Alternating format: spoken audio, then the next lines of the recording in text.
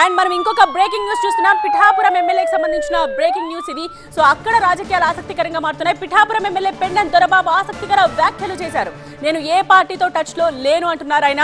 మరోసారి కార్యకర్తలకు భోజనాలు పెట్టే అవకాశం వస్తుందా అని ఎదురు చూస్తున్నారు. రేపటిన పుట్టినరోజు వేడుకలు ఘనంగా నిర్వహించాలని పిలుపునిచ్చారు. రాజకీయాల్లోకి వచ్చి 25 ఏళ్లు అవుతోంది.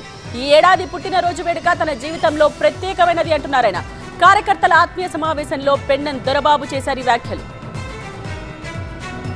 కార్యకర్తల అభిమానులతో పిఠాపురం ఎమ్మెల్యే పెండెం దొరబాబు సమావేశం ఆసక్తిని రేపుతోంది.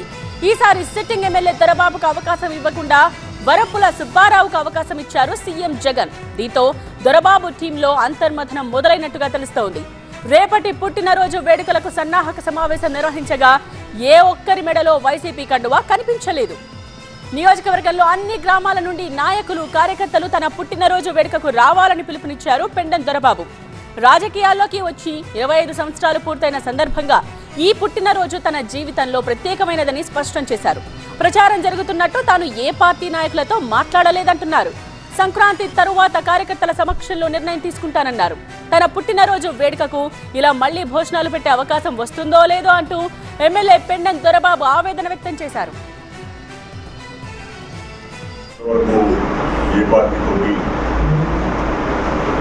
మాట్లాడలేదు. ఈ 40 సంవత్సరాల అనుభవంతో అలా నాకు ఆ భోజనం పెట్టే అవకాశం కూడా నాకు తెలవదు. కాబట్టి దీన్ని అందరూ కూడా మనస్ఫూర్తిగా కోఆపరేట్ చేయాలని ప్రతి ఒక్కరిని కూడా